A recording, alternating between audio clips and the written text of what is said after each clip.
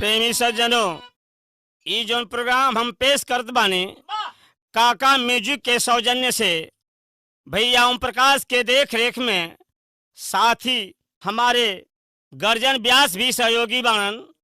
आप लोग के सहयोग से ई गाना पेश होत बा। एमे टूटी फूटी जोन हुई ओके आप लोग क्षमा करब।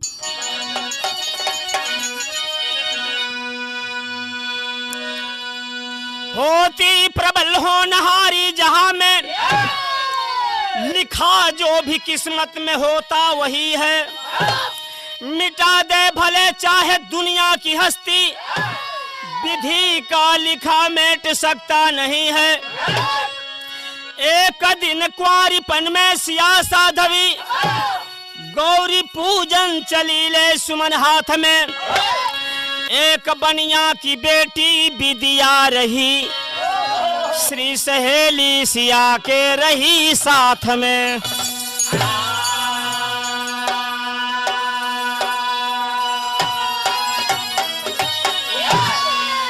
मास्टर एक लाइन गजल का अंदाज बा।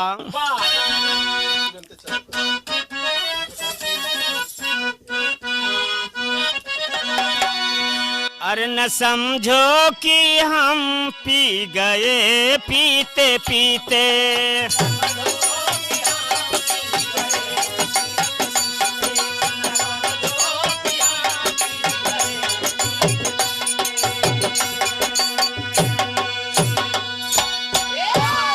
अब थोड़ी सी हम पी गए जीते जीते। अरे न समझो कि हम पी गए पीते पीते।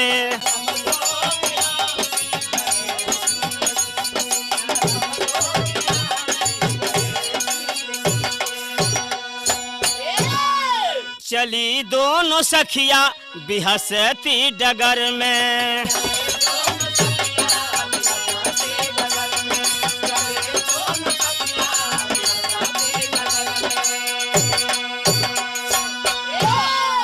मधुर सपन सुमुखी अब सजाई जिगर में। अरे चली दोनों सखिया बिहसती डगर में।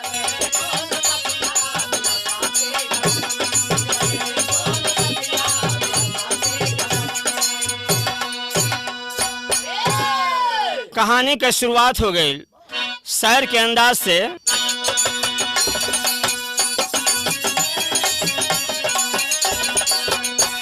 दुनिया में हर जीवों का वफादार है प्रभु, कश्ती पड़ी मझधार का पतवार है प्रभु। आगे रही सिया जी पीछे विदिया बिचारी, पहुंची है वाटिका में दोनों मिथिला कुमारी। बैठा था सुगा सुगी एक सुमन की डार पर,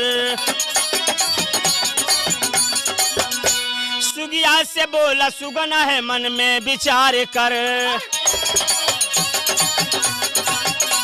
रघुबर के साथ होगी सिया जी की सगाई, पाएगी कोढ़ बर विदिया बोला सुनाई। सुगना की बात सुन विदिया चिंता में खो गई, सुगना की बात सुन विदिया चिंता में खो गई। कुछ वक्त बीता जब वह शादी योग्य हो गई।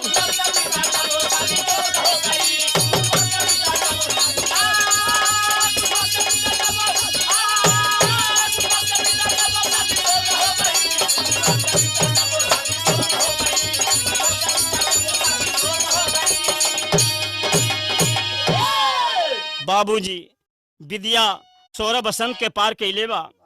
विद्या की माई बाबू के चिंता सतावे लगल। घर में बिटिया जवान पड़ल बा।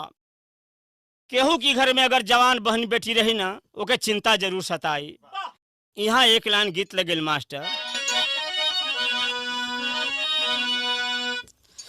बोवली मोखीरावार नदिया के तीरवा जिरवा नदी रे खिरवा या गोरे दिनवा रात जिरवा।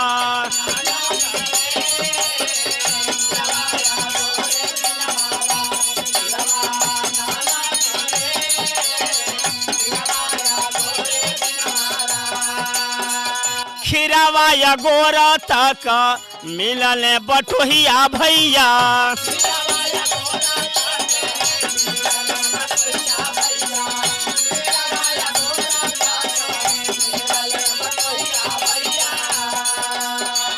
खिरवा या गोरा तक मिलल बटोहिया जिरवा ननद रे रोई रोई सुनावे लगले बात जिरवा।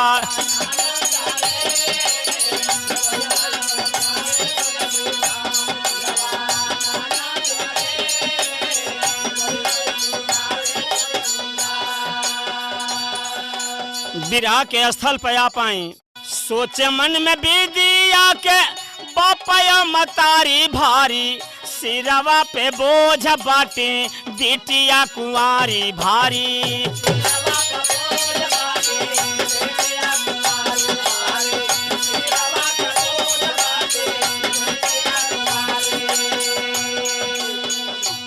विद्या का बाबू आज सबके चिंता सतावत बा।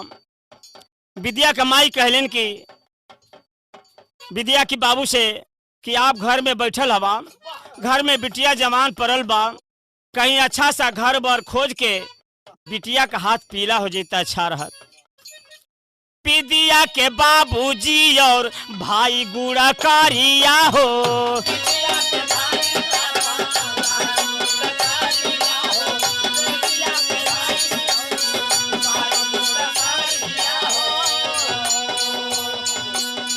घर बर खोजे चलले दोनों दुई ओरिया हो।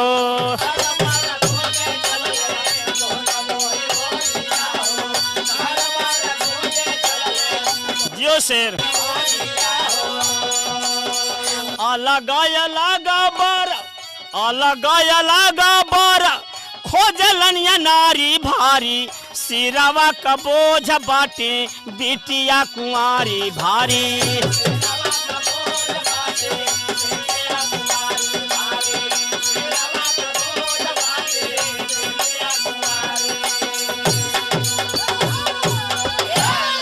विद्या का बाबूजी पूर्व दिशा में लड़का खोजे चल दिहलन।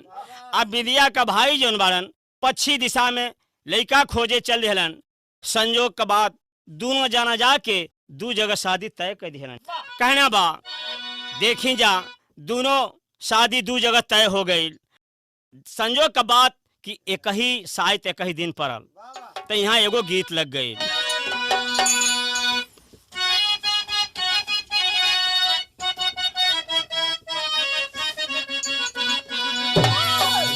अरे पाकी गौए खेतवा अब जरे लबालू रे तवा खन करे गौए ना गोइया खेते खेते चूड़िया खन करे गौए ना।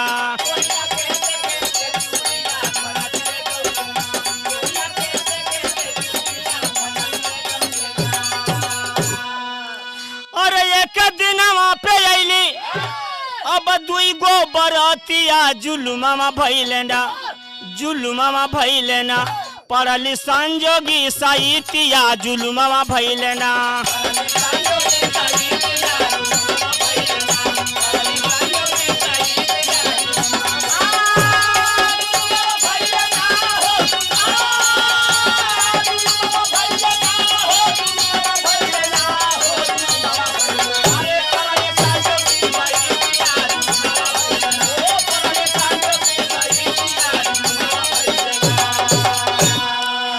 एक ही कली पर घेरा डाले दुई भमारवा।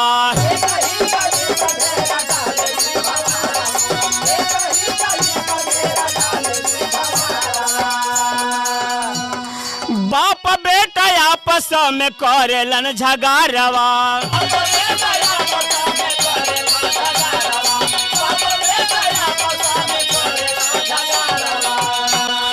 विद्या के बाबूजी का कहना बा कि जवन हम बारात बुलौले हैं वो बारात की लड़का से विद्या का शादी हुई, लेकिन विद्या का भाई का कहना बा कि जवन हम बारात बुलौले हैं ना वो बारात की लड़का से बहन का शादी हुई। बारात से झगड़ा करत बा, बाप बेटा में झगड़ा होत बा।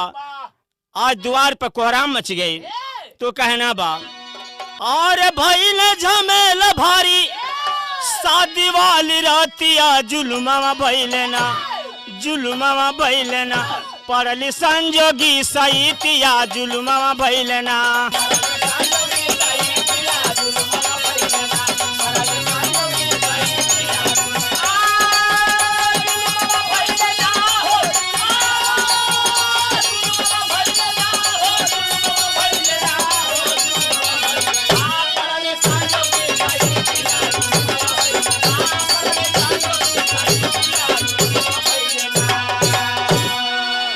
आज विद्या घर के अंदर का सोचत हैं। एक लाइन गीत लग गए हुए मास्टर जौन गौड़ भाई लोग बजावेलन। अरे पिसना कौनी जतना से सानी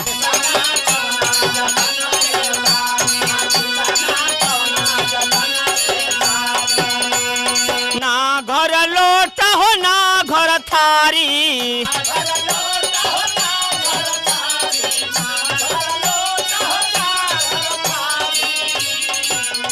अरे नहीं के घरी लवा में पानी पिसना कौनी जतना से सानी।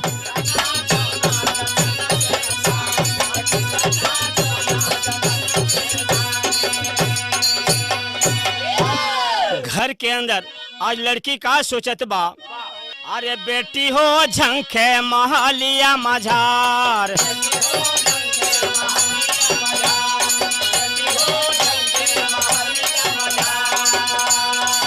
लड़की के बाप कहे खोजली हम बारवा।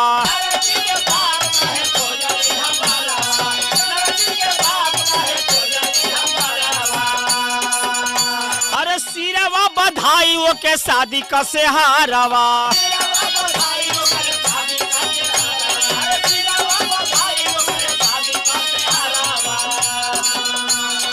अपन वाली कोई चाहे अब भाई बदकार बेटी हो झंके महलिया मझार।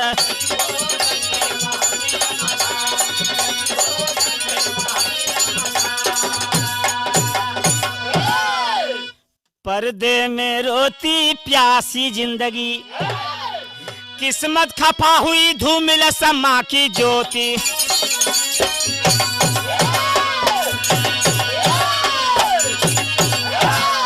आज द्वार पर बारात से झगड़ा करत बाड़न। दूल्हा में झगड़ा होत बा, बाप बेटा में झगड़ा होत बा। ओ समय भइल का असवार गरुड़ा पर विष्णु जी। उस वक्त कहीं से आए हैं देख दृश्य को गरुड़ देव। विष्णु से अरज लगाए हैं दो बारात मिथिलापुर में एक मारो देता दिखाई है। ऐ नाथ कृपा कर बतलावे ये किसकी बारात आई है। बोले विष्णु दोनों दुल्हा विद्या ब्याहन को आए हैं पर शादी होगी नहीं किसी से सेहरा व्यर्थ बधाए हैं।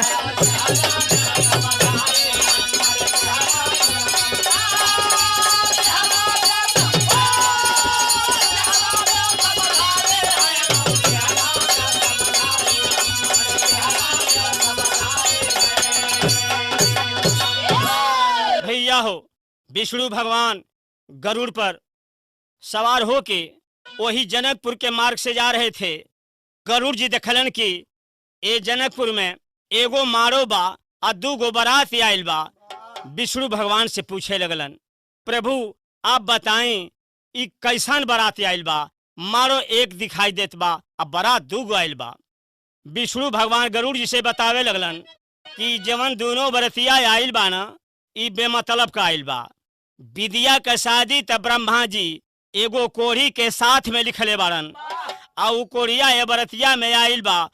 विष्णु जी बतावत हवन कोढ़िया कहाँ बैठल बा, एक लाइन सोठी का लाइन लग गई।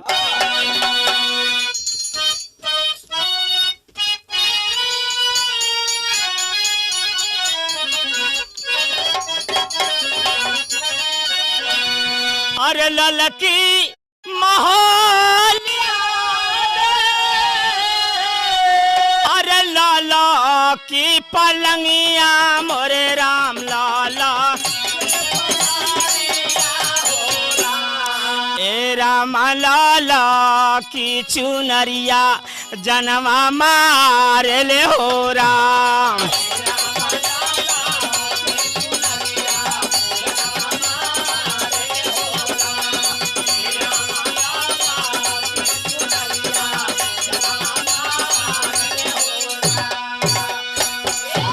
विष्णु भगवान गरुड़ जी के देखावत हमन का बरगद के नीचे,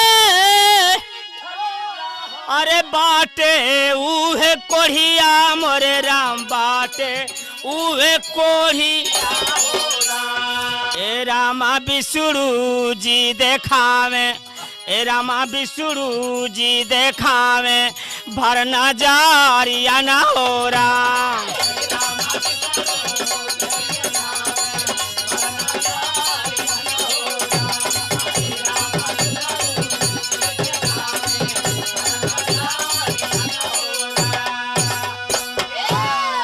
ओही कोढ़िया के बन है, अरे बीदिया गुजरिया मोरे राम, बीदी ए रामा कोढ़ी बारा लिखल, ए रामा कोढ़ी बारा लिखल तकदीरिया न हो राम।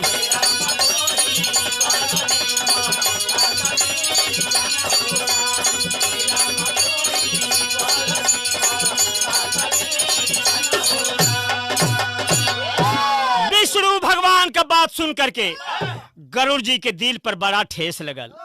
गरुड़ जी अपने दिल में का सोचत हमन कि विद्या के भगवान जी इतना सुघर बनौलन, अब विद्या के ब्रह्मा जी शादी वो कोढ़ी के साथ में लिखले हमन, ई शादी हम होखे ना दे। यहाँ एक लाइन गीत लग गई मास्टर, अरे ए रामाया खिया के काजरवा, ए रामाया खिया के काजरवा, संयम जुलू मामा भैले हो ना।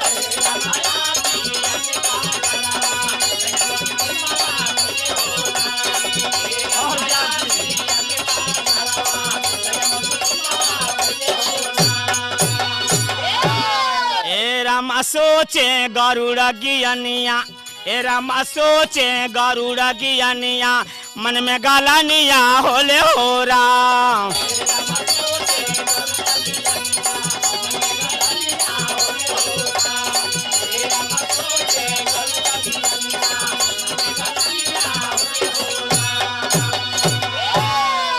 गरुड़ जी अपने दिल में का सोचत हमन, अरे होवे नहीं देव कोरी साथ में सगाई, भाई अरे क्षीर सिंधु बिसरू को दिए पहुंचाई,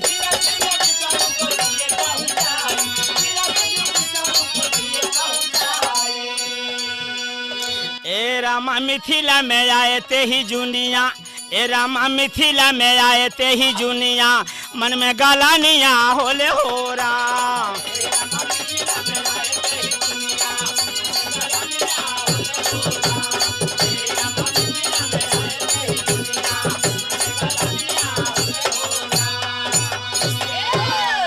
गरुड़ जी दोबारा आके वही बरगद के ऊपर बैठलन, जवना बरगद के नीचे कोढ़िया बैठल बा। गरुड़ जी कैलन का यहाँ एक लाइन गीत लग गई। एगो सखी अपनी दूसरी सखी से हाल चाल पूछत बा, का हो सखी ससुरा में गईलू तो कैसे बीतल? उ सखी बतावत हैं, वाह अरे सारी रतिया में जगवले बा बेदर्दी बालमा,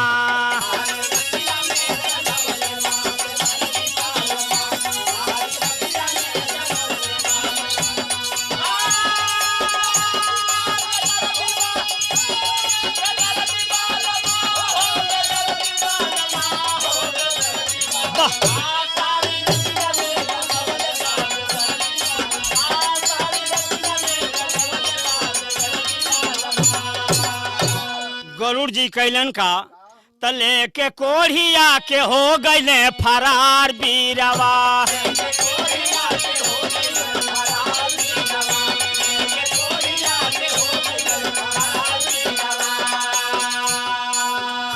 पहुँचे हिमालय पे जाई कोढ़ी कहे बिल खाई,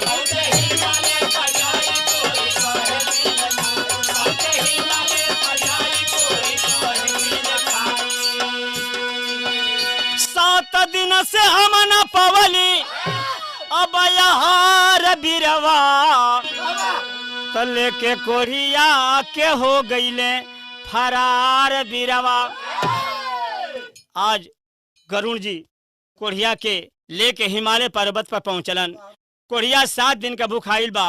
गरुड़ जी से बतावे लगल, हम जननी की 2 गो बारात आइल बा जनकपुर में, जरूर भोजन मिली, आप लिया के हमके पहाड़ पर रख दिए नहीं। बड़ा चिंता भरी गरुड़ जी के कि वो इतना बड़ा पाप परी, इनका भोजन का जरूर व्यवस्था करी। कोढ़िया गरुड़ जी से कहत बा रो रो के, अरे भोजन करावा जल्दी जरे ले शरीरिया,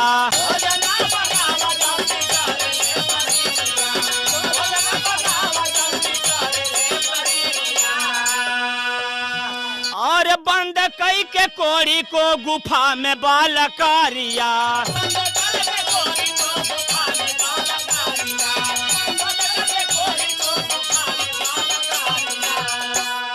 तुरते मिथिला में आए, छुप के बैठे आस लगाए, तमिलिए भोजन कैसे करे, अरे मन विचार बिरवा, तले के कोढ़ी आके हो गईले फरार बीरवा।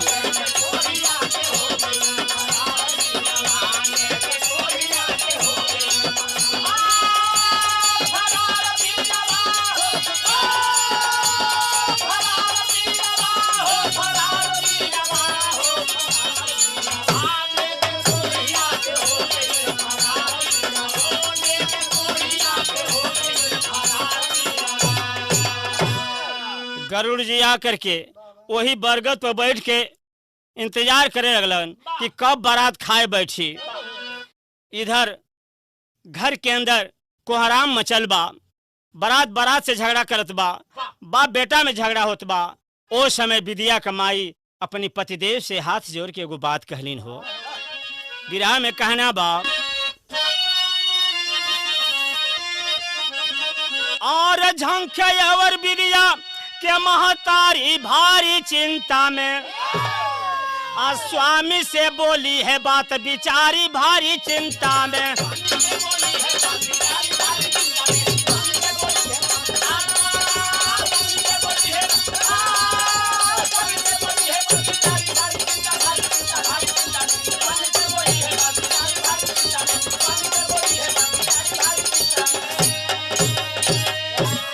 अपने पक्ष वाली बारात में अब बेटी दा पहुंचाई हो, कन्यादान चोरी से कई के बिटिया करा विदाई हो। कैसे विदा करी हो? दुअरे पर त लइकवा लबदा लेके बैठल बा। विद्या कमाई एगो काम कैलिन का, अरे बिठा के टोकरी में बेटी को नारी भारी चिंता में, ऊपर से रख दी पूरी तरकारी भारी चिंता में।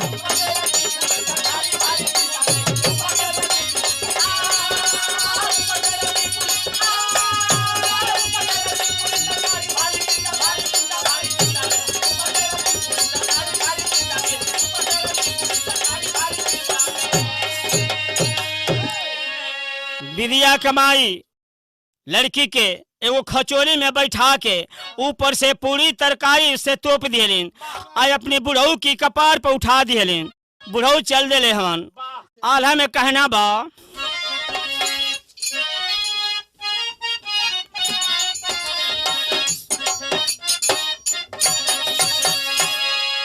और माथा पर लेटो करी चला है बूढ़ा बनिया भैया।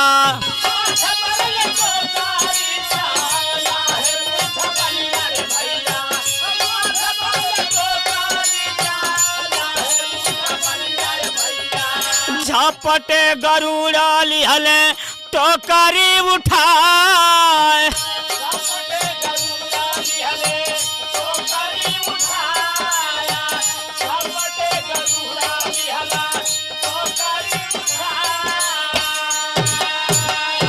गईल ही मगिर पे नाही कोढ़िया के पवले ये भैया।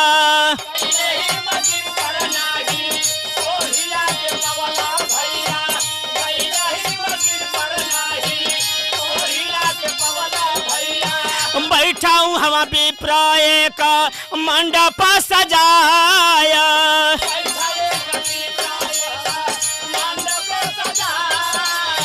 थोड़ी दूरिया पर बैठल रहे उहे कोढ़िया ये भैया।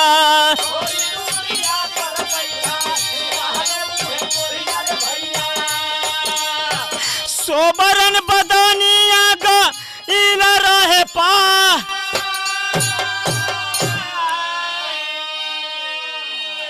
गरुड़ जी खचोली का पूरी तरकारी लेके कैलाश पर्वत पर पहुंचलन। जाके वहां देखलन कि ब्रह्मा जी पंडित की भेष में आके मारो सजा के बैठल हवन। ब्रह्मा जी से जाके गरुड़ जी पूछे लगलन, यहाँ हम एगो कोढ़ी के बैठौले रही जान, उ कोढ़िया कहाँ गई? ब्रह्मा जी बतावत हवन का अरे सागर कहानियां बताए ब्रह्मा जी। भैया टोकरी से बाला को निकाले हरसाय। कंगन कलाई सोहतना में हरा दिया।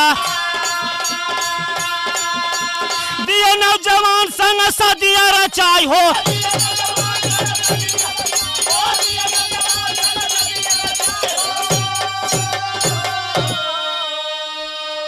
ब्रह्मा जी गरुड़ जी से कहने लगे, गरुड़ जी साइत बीतत हियो, जल्दी लड़की के खचोली से बाहर करा। गरुड़ जी चौक गिलन के कहाँ लेकी बा। ब्रह्मा जी अपने हाथ से पूरी तरकारी हटा के आ खचोली से विद्या के बाहर केलन। ब्रह्मा जी अपने हाथ से विद्या का और राजकुमार का शादी संपन्न कैलन। गरुड़ जी कैलन का अरे दोनों को लेके अब गरुड़ देव ज्ञानिया अब मिथिला नगरिया में दिए पहुंचाए हो।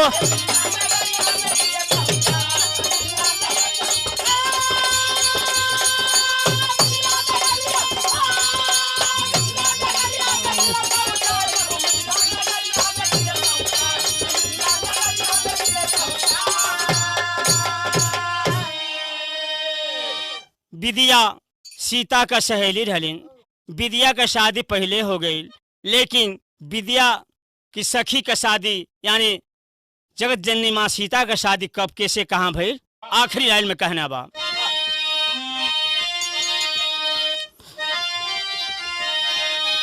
और हुई सगाई रघुबर के संग सीता सुंदरी। अब बन के अली दुल्हनिया अवध के नगरी।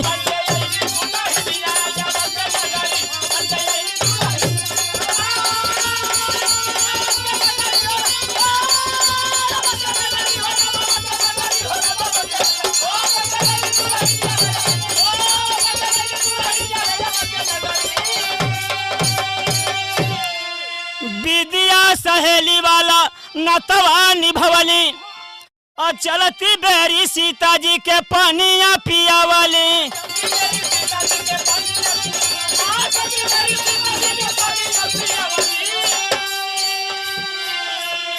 कौन मांग बरदनवा तब कहले हरी।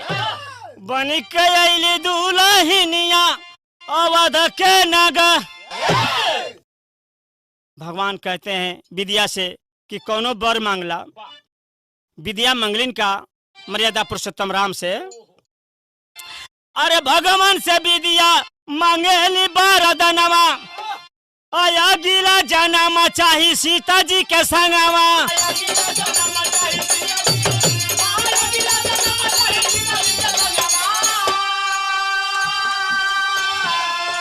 एवं मस्त बोले भगवान वही घड़ी, बन के अली दुल्हनिया अवध के नगरी।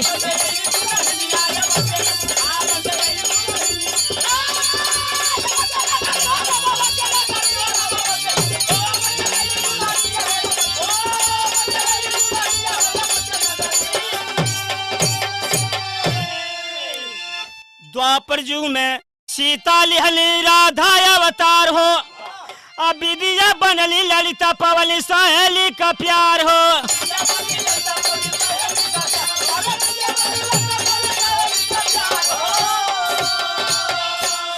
जेकर यसिया पूजवल मन मोहन लहरी, अब बन के अली दुल्हनिया अवध के नागरी।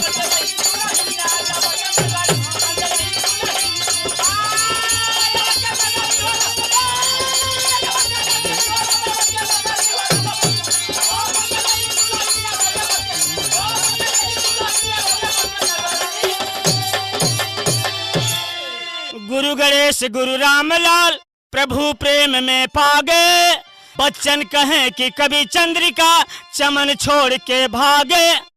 पर्दे में रोती प्यासी जिंदगी, सूबेदार कभी मुसाफिर लिखी बात है होती। पर्दे में रोती प्यासी जिंदगी।